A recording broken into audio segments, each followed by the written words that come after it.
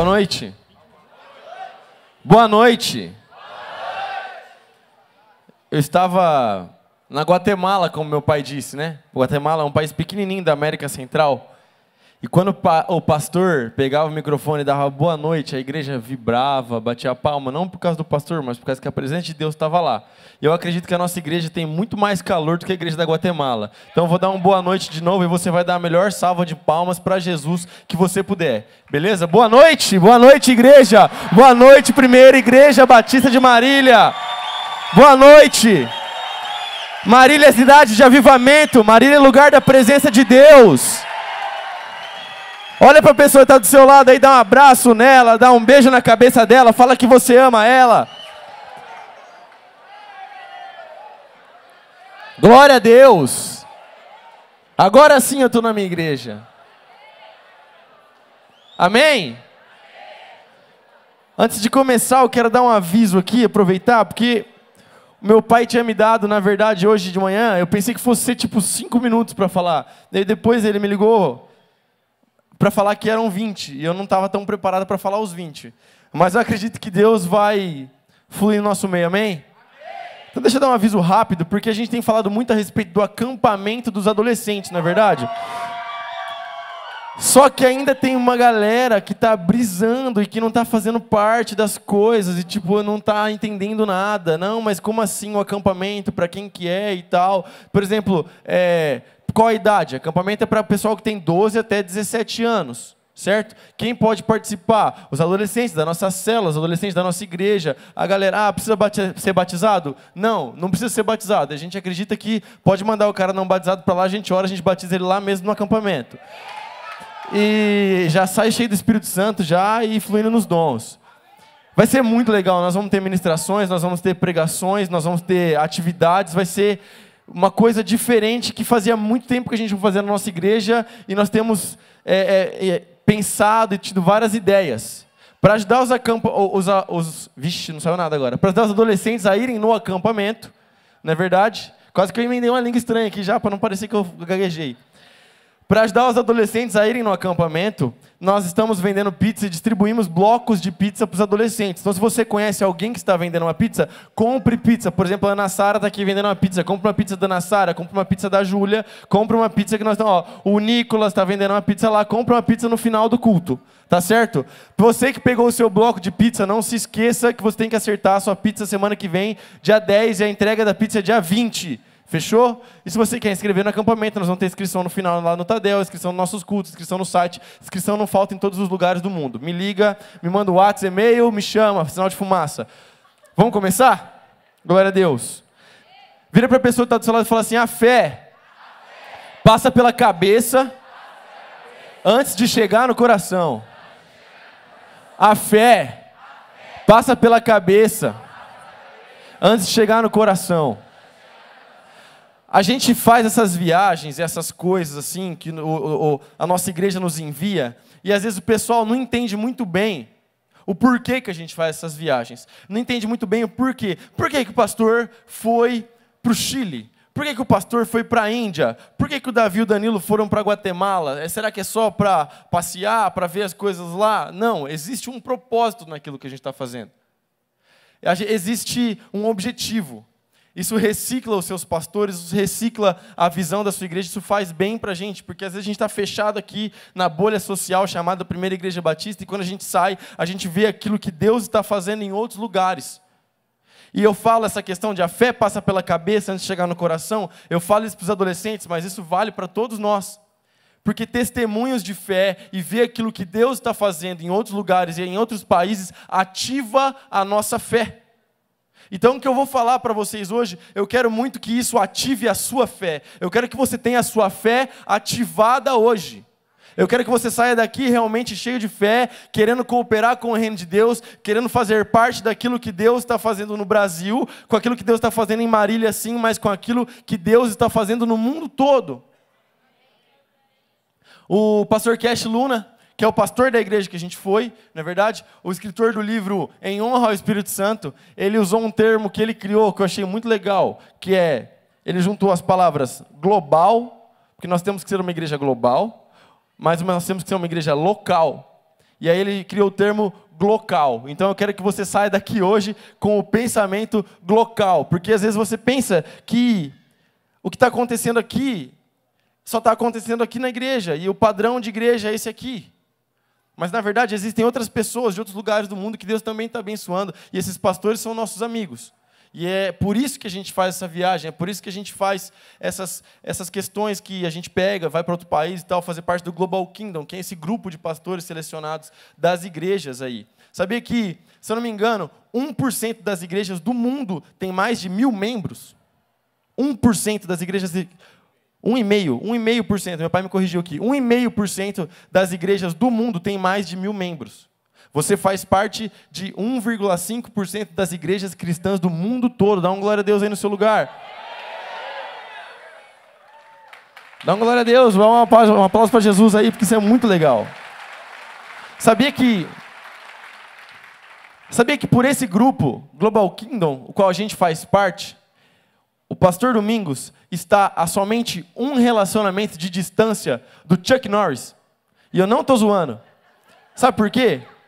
Porque o criador do Global Kingdom é um brasileiro chamado Dr. Elias Dantas. E ele conhece muita gente do mundo todo. E ele, inclusive, é amigo do Chuck Norris. E o Chuck Norris ia pregar nessa conferência para a gente, porque o Chuck Norris é um cara cristão. Infelizmente, ele não pôde ir. Mas isso significa que, sendo amigo do Dr. Elias, nós estamos a um relacionamento do Chuck Norris. Quem sabe a gente não faz um evento aqui na igreja e não coloca o Chuck Norris aqui para falar para a gente? Você sabia que nós estamos a um relacionamento do Denzel Washington? Porque o Denzel Washington também é parte desse grupo. Também é amigo do Dr. Elias.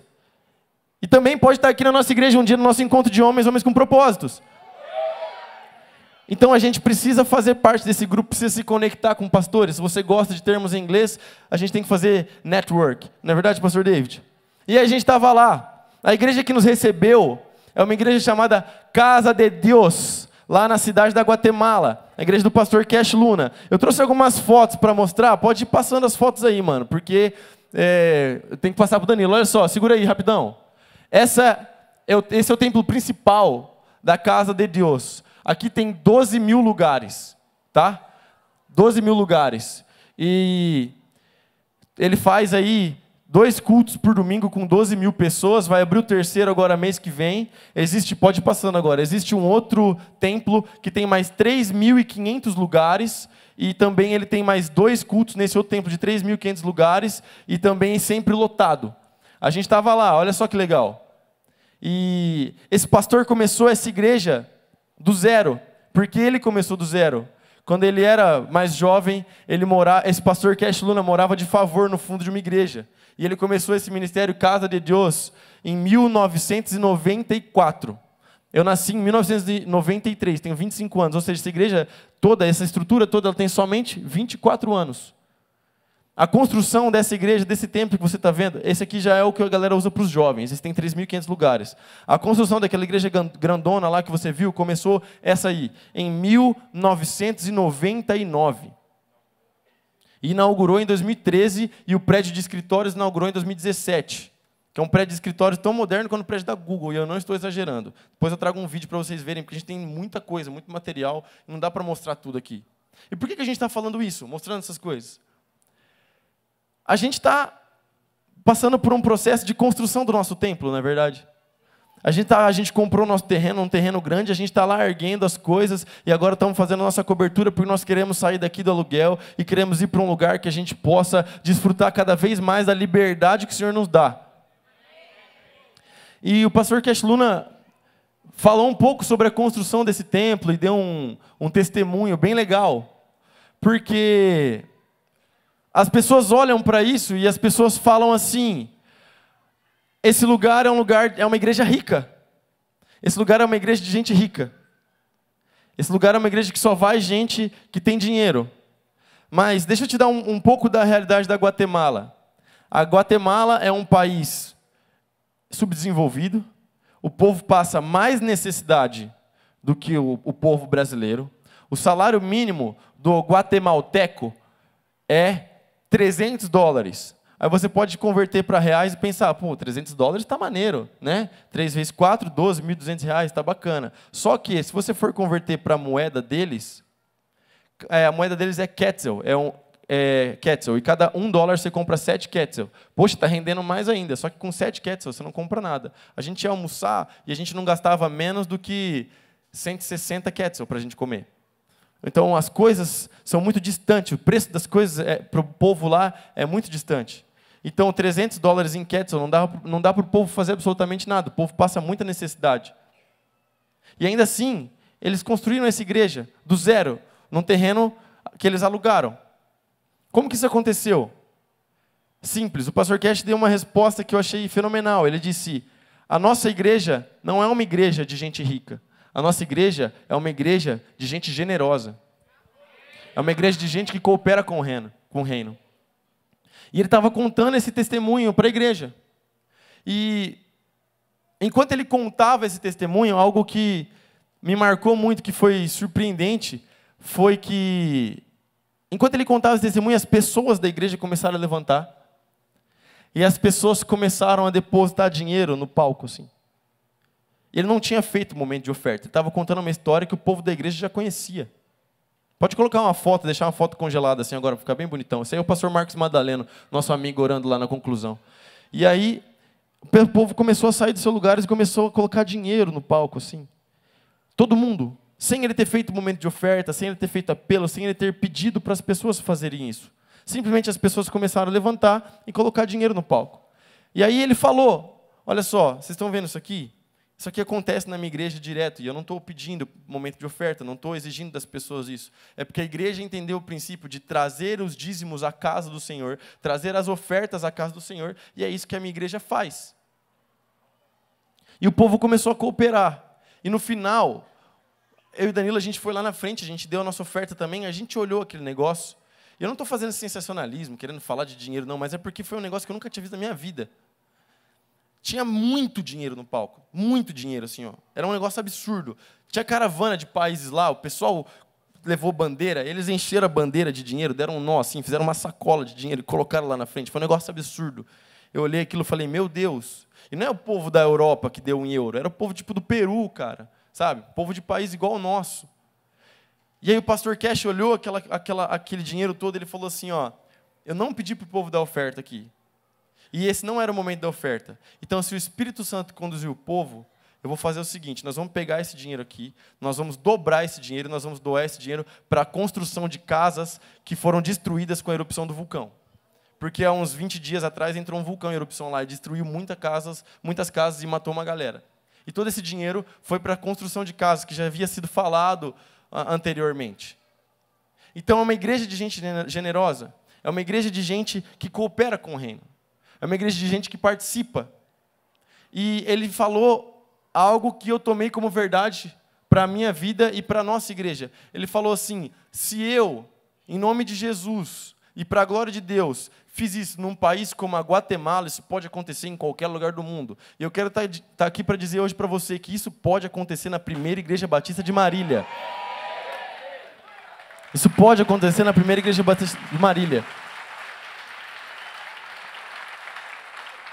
Porque a nossa igreja pode não ser uma igreja de gente rica, mas é uma igreja de gente generosa. Eu estou falando com um povo generoso aqui.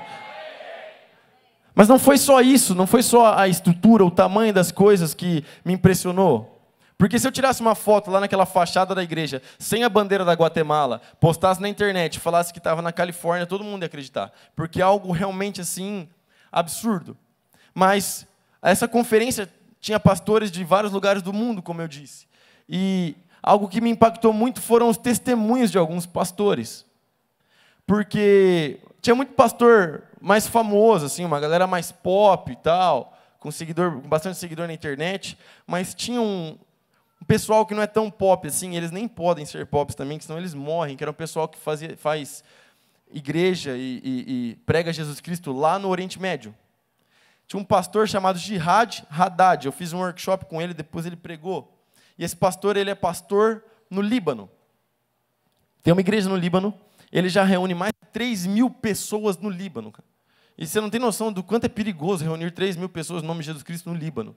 Porque apesar do Líbano ser um país livre, se algum árabe faz alguma coisa com ele, o governo e a polícia fazem vista grossa, não falam nada. Porque eles têm Total apoio do Corão e da religião muçulmana do Islã para agredir cristãos e para ir contra a pregação do nome de Jesus Cristo. E esse pastor está lá. Só que ele não é um cara que veio de fora e que começou a pregar, ou um missionário enviado, não. Ele é um sírio que um dia estava na casa dele e simplesmente Jesus Cristo apareceu para ele. Jesus Cristo apareceu para ele. Existem vários relatos no mundo árabe de pessoas que viram a Jesus. E o pastor Jihad Haddad é um deles. Ele viu Jesus Cristo. Jesus Cristo apareceu para ele. A Bíblia fala que ninguém pode ver a Deus, mas Jesus Cristo se revelou para várias pessoas no decorrer da Bíblia. Antes que você pense que eu estou falando uma besteira. Jesus Cristo apareceu para ele, e assim como Paulo, em Atos capítulo 9... que ficou cego, o pastor Jihad também ficou cego. Só que ele não ficou cego por um dia, por 2 dias. Ele ficou cego por 4 horas. Ele ficou 4 horas cego e ele não conseguia se mexer. E Jesus falando com ele. E Jesus falando com ele para ele pregar, para ele procurar que ele ia encontrar Jesus. E aí, depois de um tempo, ele conseguiu se levantar, Jesus não estava mais lá. Ele conseguiu fugir da Síria e ele começou a procurar Jesus. Só que, diferente do Brasil, que existe uma igreja em cada esquina, no mundo árabe não é bem assim que as coisas funcionam. É mais difícil encontrar Jesus sozinho no meio do Islã. E ele começou a caçar Jesus, começou a procurar, e aí ele conseguiu fugir da Síria, ele foi para o Líbano, no Líbano ele encontrou uma igreja, e quando ele entrou nessa igreja ele viu Jesus de novo. E ele caiu aos pés de Jesus, começou a louvar, se converteu, foi discipulado, batizado, e hoje ele é um pastor. E ele nos contou histórias poderosíssimas, testemunhos de fé. E é isso que eu quero que ative a sua fé. Porque Deus está agindo, mesmo que a igreja às vezes recue e tenha um pouco de medo de estar em alguns lugares, Deus continua agindo, Deus continua levantando pessoas, Deus continua dando coragem e ousadia para homens de Deus. E o pastor Jihad estava lá num vilarejo pregando o evangelho, e o ISIS, que é o Estado Islâmico, a galera radical que mata crente, corta a cabeça da galera. Esse pessoal ia invadir esse vilarejo. Eles estavam avançando, já tinham tomado uma cidade, e eles iam invadir esse vilarejo. E alguns amigos dele, americanos, que ajudam ele, ligaram para ele e falaram assim: Jihad, seguinte, pega a tua família, você tem visto para os Estados Unidos, pega a tua família toda e foge aqui para a Carolina do Norte, a gente vai cuidar de você, a gente vai financiar você aqui, você fica aqui até as coisas se acalmarem e depois você volta. E quando essa mensagem chegou para o pastor, ele estava na igreja. E aí ele tirou uma mensagem dos irmãos orando. E os irmãos estavam de joelho orando. E ele falou assim: enquanto tiver joelho para a gente dobrar, o ISIS não entra 1 metro dentro dessa igreja. E às vezes a gente está aqui no Brasil e a gente tem liberdade para falar de Jesus. A gente tem liberdade para viver a nossa fé. Eu não estou falando isso para te emocionar, eu não estou querendo manipular as suas emoções, mas às vezes a gente não quer abrir a nossa casa para uma célula por causa de alguma coisa que pode quebrar, por causa de algum compromisso, porque eu quero ficar na minha casa para descansar, porque eu quero assistir o Campeonato Brasileiro. Às vezes a gente leva a célula como um fardo, como uma coisa pesada, como uma coisa dura. Eu tenho que fazer célula, eu tenho que fazer supervisão de célula, eu tenho que multiplicar minha célula, que pressão, que não é. Isso é o Evangelho de Jesus Cristo, você nasceu para pregar o Evangelho, meu irmão. Você é uma testemunha poderosa de Jesus. Veja bem, eu não estou falando que você vai ser um pastor, porque não necessariamente você foi levantado para ser pastor. Alguns são levantados para ser pastor, outros são levantados para ser líder de célula, outro é levantado para estar na porta da célula e simplesmente dar um abraço na pessoa. E ele é tão cheio do Espírito Santo que quando ele abraça o visitante fala assim: eu não quero nunca mais sair daqui dessa casa. Tem a irmã que é ungida por Deus para fazer um lanche da célula, e é o lanche mais delicioso do mundo. Só que a gente não pode negligenciar o chamado que Jesus Cristo te deu. E negociar por coisa pequena. Porque enquanto a gente negocia por coisas pequenas, tem gente no mundo árabe morrendo no nome de Jesus. Isso não é há séculos atrás, isso é hoje, 2018. Teve um outro pastor chamado Sameh Maurice. E esse pastor também não é um cara pop. Ele é um pastor no Egito. E ele está entre os 10 mais procurados do ISIS. O ISIS tem uma lista de gente que eles querem matar e ele está no top 10. Tem um pastor, um pregador do evangelho, um homem de Deus que quer ser morto pelo ISIS. Ele está no top 10. E esse cara, ele é um pregador da palavra, e a pregação dele é simples. Ele prega Jesus Cristo da forma mais simples possível, mas ele vive os milagres mais poderosos que alguém poderia viver. Porque só assim para ele ganhar um árabe, não tem como ele ganhar um árabe simplesmente na argumentação, porque a nossa argumentação é limitada. Mas quando alguém entra naquela igreja doente, e ele bota a mão na pessoa, e a pessoa vomita o tumor na frente da igreja toda, não tem como negar que Jesus Cristo é o único Deus. E ele contou uma história para a gente, e essa história está batendo na minha cabeça desde esse dia, eu não consigo esquecer isso. Teve uma irmã que ela estava grávida, e ela deu à luz a uma menina, e essa menina nasceu com algumas complicações e essa menina morreu no hospital, essa bebezinha morreu no hospital. E quando ela morreu, essa irmã da igreja teve alguma dificuldade. Eu não lembro muito bem qual era a dificuldade, porque o inglês do pastor ele era um egípcio falando inglês, então é difícil entender o árabe falando inglês, é muito difícil. Eu não sei se você já viu, mas é difícil. E ela teve uma dificuldade no hospital e ela não conseguiu levar a nenê direto já para fazer um velório. A nenê teve que ficar no hospital e ela foi encaminhada para o necrotério. E o corpinho dessa criança ficou lá no freezer no necrotério. E essa irmã, não foi o pastor, essa irmã chegou em casa, arrasada, destruída, triste, chorando, e o irmão dela estava lá esperando porque já sabia a notícia. E o irmão dela falou para ela assim: a gente não crê em Jesus Cristo? A gente não crê que Jesus Cristo pode fazer todas as coisas? Então nós vamos orar. Nós vamos pedir para Jesus ressuscitar a sua filha. Se Jesus ressuscitar, amém. Se Jesus não ressuscitar, amém também. E eles passaram a noite orando. E 6 horas da manhã, na troca de turno das pessoas que trabalhavam ali no necrotério daquele lugar, uma mulher entrou e ela ouviu a gaveta mexendo, ela ouviu um choro de criança. E quando ela abriu a gaveta, a criança estava lá viva, respirando e chorando. Jesus Cristo ressuscitou aquela criança.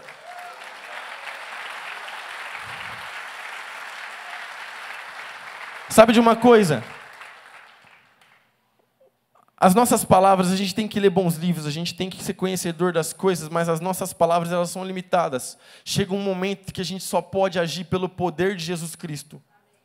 E eu quero te dizer hoje, que Jesus Cristo é poderoso para fazer milagres, não só como você lê na sua Bíblia, mas Ele é poderoso para fazer milagres na sua célula amanhã. Você é cheio do Espírito Santo, tem a mesma autoridade que está lá sobre o pastor Samé, está sobre você também. O mesmo Espírito que habita lá no pastor Samé também habita em você. E se amanhã alguém estiver doente na sua célula, se amanhã alguém estiver passando por problema na sua célula, você vai impor as mãos por essa pessoa e essa pessoa vai ser curada no nome de Jesus. E depois você vai dar o testemunho e esse testemunho vai glorificar o nome de Deus. E a cidade de Marília vai saber que existe um Deus poderoso que opera milagres ainda hoje. E que se as pessoas estão desenganadas, elas podem estar desenganadas lá fora, mas aqui dentro elas não estão. E eu quero concluir falando que o tema da nossa conferência como era uma conferência global, nosso tema era em inglês. One God, One Church, One Mission. Um Deus, uma igreja, uma missão. Mas eu quero acrescentar um ponto aqui para a nossa igreja. Um Deus, uma igreja, uma missão e uma só visão. Nós somos parte da primeira igreja batista de Marília, e nós somos uma igreja só. Lá na sua célula, quando você está reunido, e às vezes tem lá 12, 10, 8 pessoas, você não deixou de ser parte de uma única igreja, com uma única missão, com uma única visão, que louva e adora e serve a um único Deus.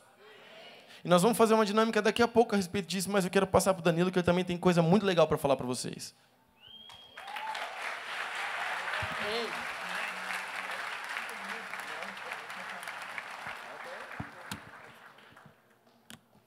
Aleluia, amém? Bom, galera, eu não posso perder muito tempo aqui, porque o reloginho ele não para, né, pastor? Não. O Davizinho comeu 5 mil. Tô brincando. Mas tá bom. Graças a Deus, nós começamos a entender que o Espírito Santo, ele não precisa de tempo para fazer as coisas, amém? Então, vocês escutaram a introdução, vocês viram as fotos, aí o material, a apresentação do país também, da cidade também da Guatemala, que nós estávamos. Quero falar com vocês algumas coisas práticas e muito simples, mas que precisa abrir os nossos olhos, amém? Lá no livro de Tiago, capítulo 4, verso 17, a palavra de Deus diz assim: aquele, pois, que sabe o bem e não faz, esse comete pecado. Eu quero falar um pouquinho em cima disso com vocês. Eu conheci o pastor Cash Luna pelo YouTube, eu escutava ministrações dele desde 2014, era um sonho em conhecer essa igreja. Então Deus realizou um sonho, e eu acredito que não foi por um acaso que nós estávamos lá.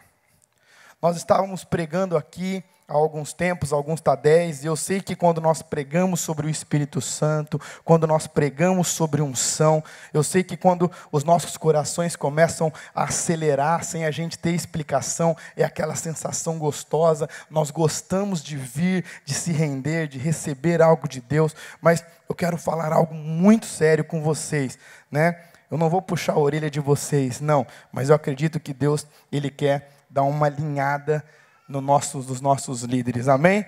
Você recebe esse alinhamento de Deus, sim ou não? Ora, a fé é o firme fundamento das coisas que se esperam e a prova das coisas que não se veem. Queridos, eu quero falar para vocês que a nossa igreja, há 7 anos atrás, não tinha nem talvez 1/10 da expressão que ela tem hoje. Quando nós chegamos aqui, nós tínhamos apenas um culto às 18 horas, esse culto ainda não era completamente cheio. O nosso Tadel, para você que se batizou de 2012 para cá, o nosso Tadel era exatamente onde a irmã Josefa dá aula de batismo para vocês que se batizaram. Então, isso que vocês estão enxergando aqui, já foi exercitado muita fé. Já foi praticado com muito jejum, e já foi praticado com muita oração. Então eu quero que vocês comecem a valorizar isso. Sabe, algo que me chamou a atenção, foi quando o Cash Luna ele começou a pregar, e eu vou falar algo para vocês, eu já tive o privilégio de ir para alguns países, para alguns continentes, já vi o avivamento da Coreia, já vi o avivamento da África, compartilhei com vocês, vi esse avivamento da Guatemala, e eu posso afirmar para vocês, eu nunca escutei uma pregação tão nova. Eu nunca escutei textos diferentes. Os princípios são os mesmos. E é em cima disso que eu quero começar a falar com vocês. Quando eles estavam, antes de construir isso que vocês estão vendo, eles tinham comprado um terreno com um ginásio. Eles estavam reformando o ginásio. E esse ginásio que eles estavam reformando seria para ser no lugar desse templo que eles têm aí. E quando eles já tinham investido muito recurso, já tinham reformado, teve um problema na justiça com o antigo dono, algumas coisas do governo, algumas complicações, e eles perderam esse terreno, e perderam com o terreno todo o investimento que eles tinham feito na reforma daquilo. E ele falou que ele estava desolado, estava triste, arrebentado. E ele disse que chegou um pastor, amigo dele, começou a recitar vários versículos para ele, começou a trabalhar muito a questão, começou a dar palavras de encorajamento, começou a mostrar os textos bíblicos, e ele assim, querendo ser simpático com aquele amigo dele, falando assim, amém, amém, né? Amém, vai passar, mas por dentro ele estava assim, eu já escutei esse texto, eu já preguei sobre isso. Eu já li a Bíblia mais de 20 vezes, eu já li esse texto várias vezes. Mas ali por fora ele estava, amém, amém, glória a Deus, glória a Deus. E aí esse amigo foi embora, e ele estava questionando Deus no templo dele com Deus. Deus, por quê? Eu já sei de tudo isso, mas por que o Senhor mandou ele aqui? Por que o Senhor está me fazendo passar por isso? Se eu já sei de tudo isso. Ele falou assim, a resposta que Deus deu para ele, eu sei que você sabe. Eu sei que você leu. Eu sei que você pregou sobre isso. O problema é que você parou de acreditar.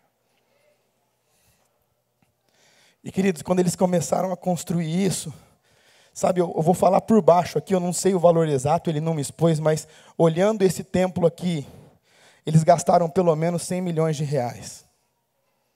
Em reais eu estou falando, em dólar eu não sei conversão, pelo menos chutando bem baixo. Bem baixo. E quando ele começou a construir isso, quando chegou nas partes finais de acabamento, que nós estamos agora na construção, ele falou assim, mas para que tanto ferro que tem que colocar nessa igreja? Para que tanto aço? E eles começaram a exercitar a fé, porque eles acreditavam, mas não existia. Deixa eu falar algo para vocês.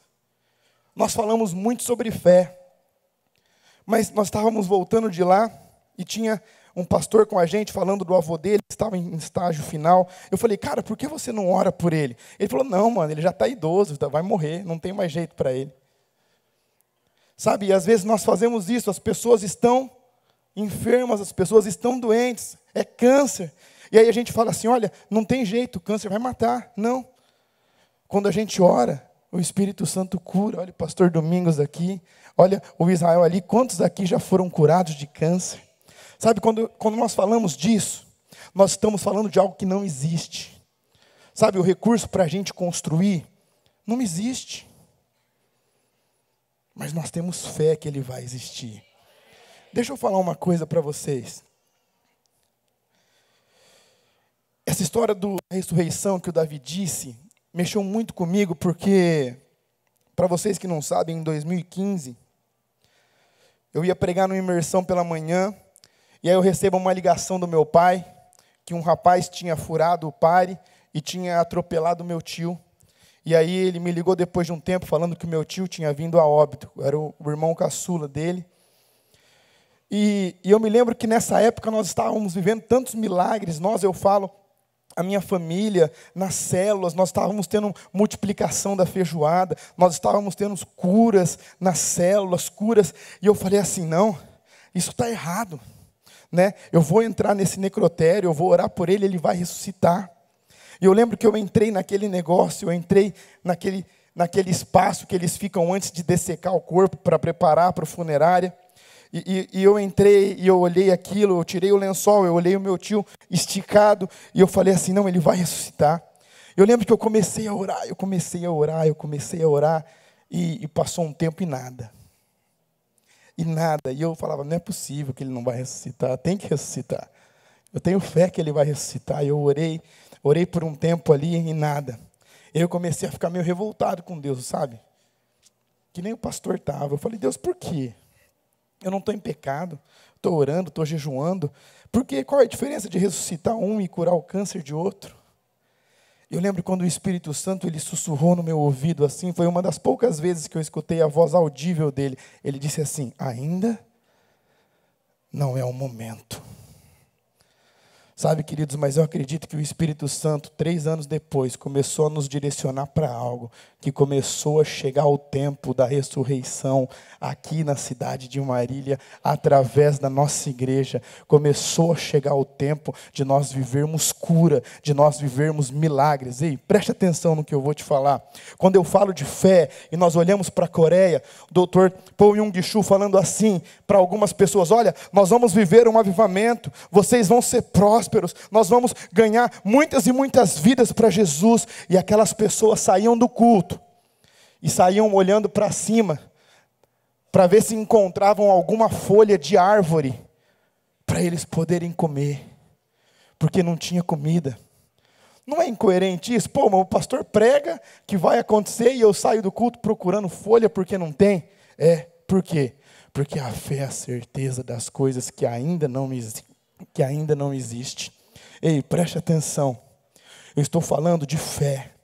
Eu estou falando que se nós não tivermos fé, nós não vamos alcançar e agradar o coração de Deus.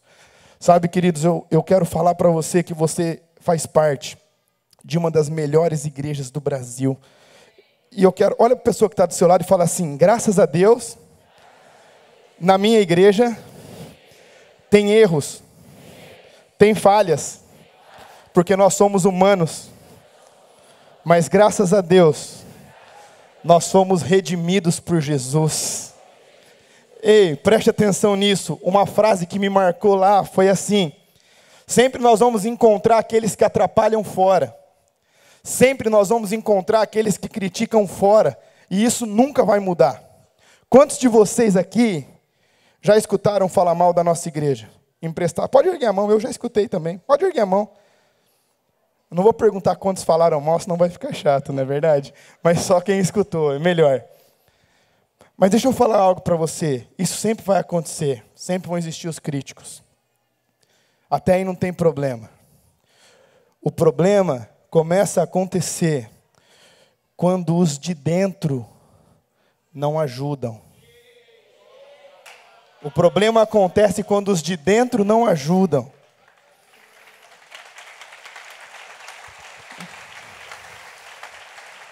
E por que eu estou falando isso para você? Vou dar um exemplo para a gente caminhar para o final. Se nós pegarmos aqui dois esportes que têm ferramentas similares, objetivos similares, regras similares, mas são diferentes. Vou dar um exemplo para vocês, o futsal e o basquete. Ambos acontecem em uma quadra, certo? Ambos têm 5 jogadores para cada lado, certo? Ambos têm uma bola. Ambos têm as regras. E ambos têm um foco. No futebol, você joga com o pé. O basquete, você joga com a mão. Pastor, mas o que isso tem a ver com a igreja? O que isso tem a ver? As igrejas também podem ser parecidas. Tem pessoas, tem pastor, tem músicos, tem a presença do Espírito Santo, tem as regras, tem as doutrinas, tem as diferenças, mas todas têm um objetivo, que é alcançar vidas para Jesus, amém? Da mesma forma no esporte também. O basquete você tem que fazer a cesta, e no futsal você tem que fazer o gol, certo? E aí você vai jogar o quê? O que você gosta. Se você gosta de basquete, pastor David, Davi, você vai jogar basquete. Se você gosta de futebol, pastor Domingos, pastor Elber, né? Vocês vão jogar futebol. Pastor, mas o que isso tem a ver? Queridos, vamos pensar aqui em algo bem fútil. Pastor, se lá na liga da NBA, qual o time que foi campeão agora? Qual? Warriors, que isso, hein? E se o jogador, quem foi o cestinha lá? Kevin Durant? E se esse cestinha ele chegasse, ao invés de fazer a cesta, num jogo da NBA, final de campeonato, ele colocasse a bola no chão. E falasse assim, agora eu quero jogar com o pé. O que ia acontecer lá? Não é incoerente? É ilógico, né? Da mesma forma, imagina lá no futsal, o Falcão, ele para de querer dar aqueles dribles que ele dá, ele pega a bola e fala assim, agora eu quero jogar com a mão. É ridículo, não é? Então deixa eu falar um negócio para você. A nossa igreja, ela trabalha com células e com discipulado. Essa é a doutrina da nossa igreja. Se você quer jogar com outras ferramentas, você não vai jogar aqui.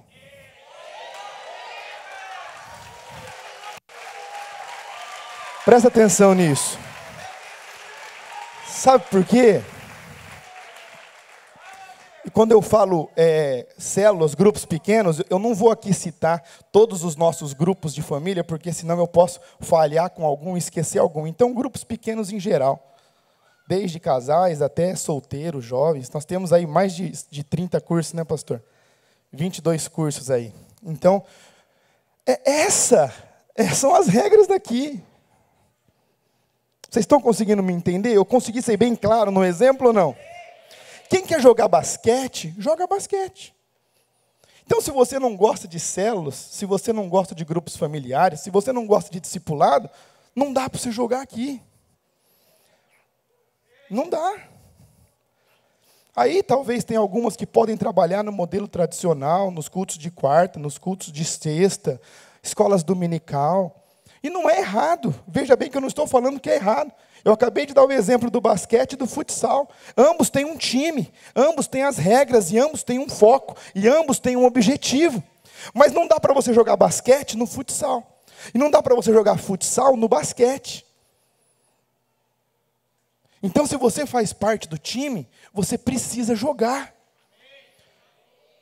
Pode olhar, até na seleção brasileira, por mais que nós olhamos para lá, e aqueles 22 jogadores saibam que eles estão entre os 29 principais jogadores de futebol, que estão representando a nossa seleção, se você olhar no banco e perguntar para eles, a vontade deles é entrar e jogar. Aí aqui você pode jogar e você prefere ficar no banco, sentado, olhando. É estranho essas coisas, não é?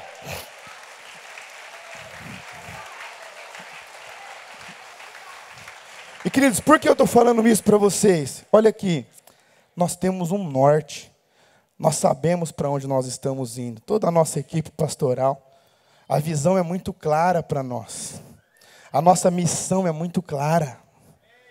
Pastor, mas nós queremos influenciar o mundo, e esse termo glocal que o Castilho usou foi fantástico. Ele falou assim, por que glocal? Tem o global e tem o local, você não consegue ser um sem o outro. Então ele usou assim, nós temos que ser glocais. Por quê? Porque para a gente influenciar o mundo, nós temos que primeiro influenciar onde nós estamos.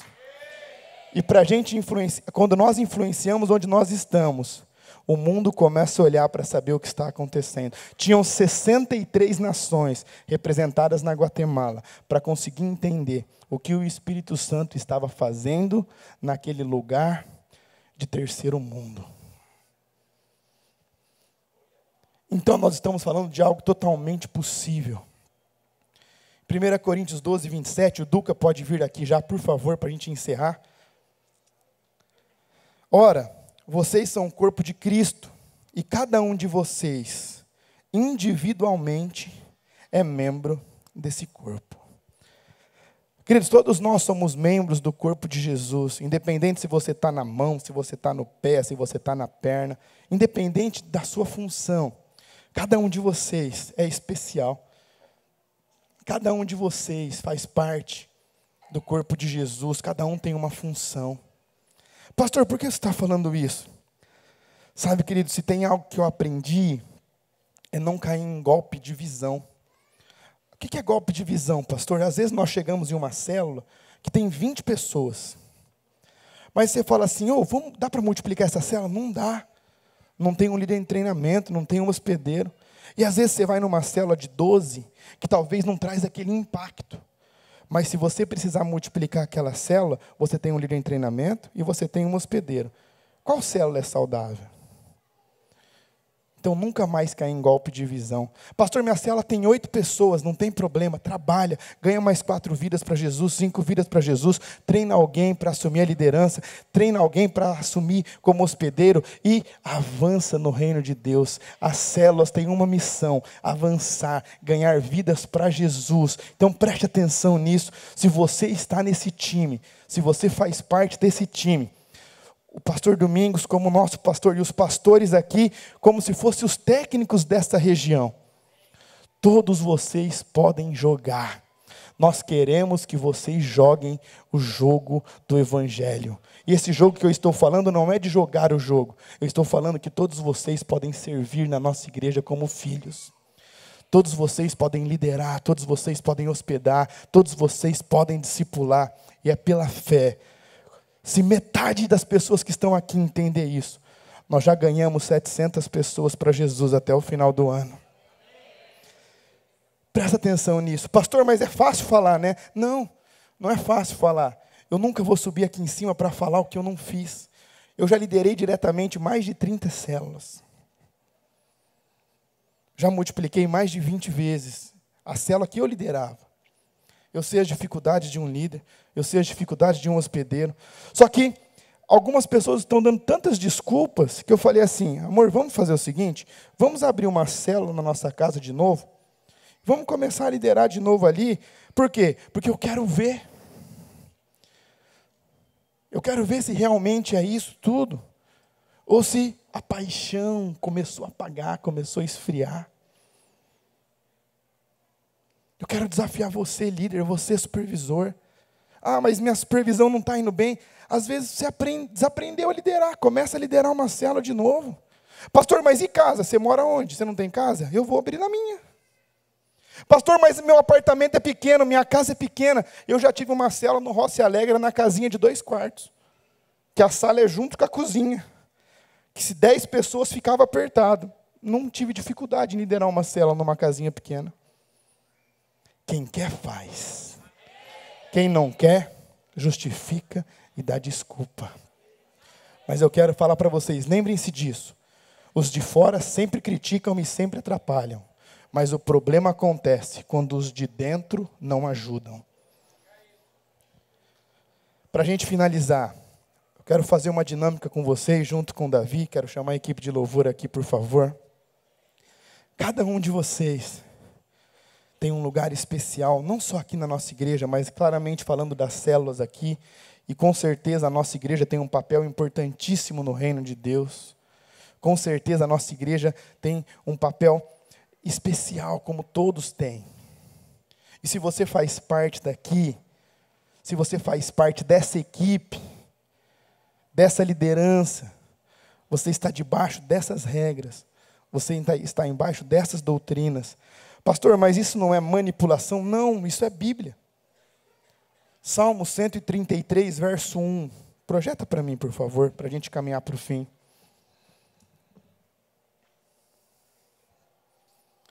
Ó quão bom e quão suave é que os irmãos vivam em união. Próximo. É como óleo precioso sobre a cabeça, que desceu sobre a barba de Arão, que desceu sobre a gola das suas vestes. Como orvalho de Hermon, que desce sobre os montes de Sião, porque ali o Senhor ordenou a bênção e a vida para sempre. Para a gente finalizar, daqui a pouquinho eu quero que vocês venham e pegam uma pecinha desse quebra-cabeça. Quando nós temos um grande quebra-cabeça, aquelas pessoas que gostam de montar, se fica faltando uma pecinha da ponta, ou uma pecinha da lateral, ou uma pecinha do meio, às vezes você perde aquela, sabe? Quando você está quase montando e você não acha aquela peça que falta para você fechar o quebra-cabeça. É por quê? É porque cada um de vocês tem um lugar que é seu. Cada um de vocês tem uma posição que é de vocês. É especial, é única. Pastor, mas por que você leu esse texto de Salmos? É porque o Senhor, Ele quis assim.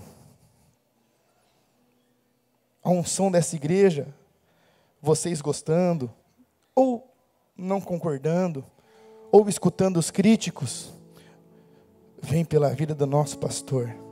Vou dar o meu exemplo, mas cada pastor aqui representando uma rede, depois deles, para o pessoal da Rede Verde, vai passar pela minha vida, vai passar pela vida da minha esposa. Ah, mas eu não queria que passasse pela sua vida. Mas Jesus quis que fosse assim. E assim o seu supervisor, e assim o seu líder de célula, e assim o seu discipulador. Sabe, às vezes você está tanto tempo aqui e não frutifica, começando a dessecar, começando a definhar. É porque você não quer receber a unção que Deus está derramando nesse lugar. Presta atenção no que eu vou te falar. Deus nunca quebra o que Ele determinou. E quando Deus determina algo, Ele não importa se você gosta ou não. Ele determinou que é assim.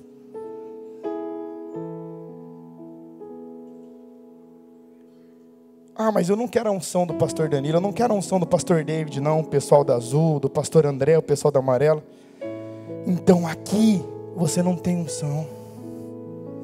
Se eu falasse que você teria, eu estaria mentindo para você. Aí é melhor você procurar outro time, que talvez tenham as regras que te agradem, que talvez tenham as doutrinas que se encaixem melhor. Porque Deus determinou assim, a unção vem sobre a cabeça, depois ela escorre na barba, e depois ela começa a molhar as golas, e depois toda a veste. Ou seja, a vida do nosso pastor recebe a unção, passa pela vida dos pastores auxiliares, chegam até os supervisores, e é espalhado por toda a congregação. Então, se você acredita, se você respeita, tem unção para você, tem unção para a sua vida. Por quê? Porque a palavra de Deus nos garante que quando isso acontece, ali o Senhor ordena a bênção e a vida para sempre. Pastor, mas e os críticos? Deixam eles para lá. Os de dentro ajudam, os de fora criticam. Sempre foi assim, nunca vai deixar de ser. Quando nós éramos pequenos foi assim, nós somos grandes é assim, e quando nós formos uma multidão incontável vai continuar sendo assim. Por quê? Porque sempre vão ter os que não recebem Jesus, sempre vão ter os que não respeitam a unção. Mas eu quero convidar você agora para se levantar do seu lugar. Pega uma pecinha de quebra-cabeça. Eu vou orar com vocês junto com o Davi também.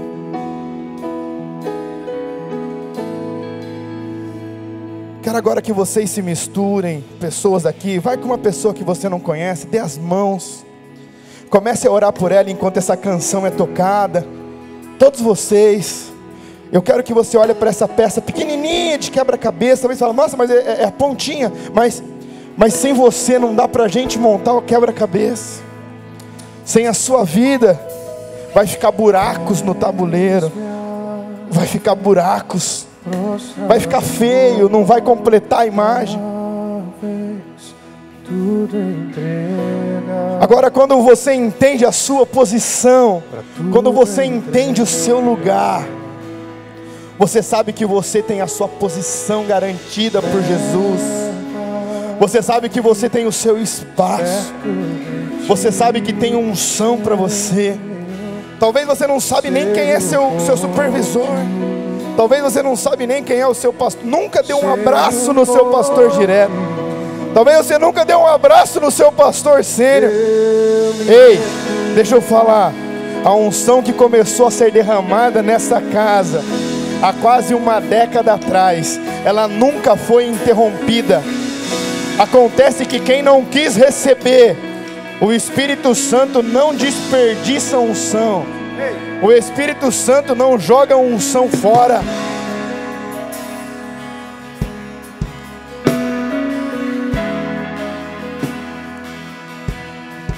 Antes do rompimento espiritual, existe a submissão, existe a lealdade. Antes dos milagres acontecerem, existe o reconhecimento, existe a honra. E quando o Senhor ordena a bênção sobre um lugar,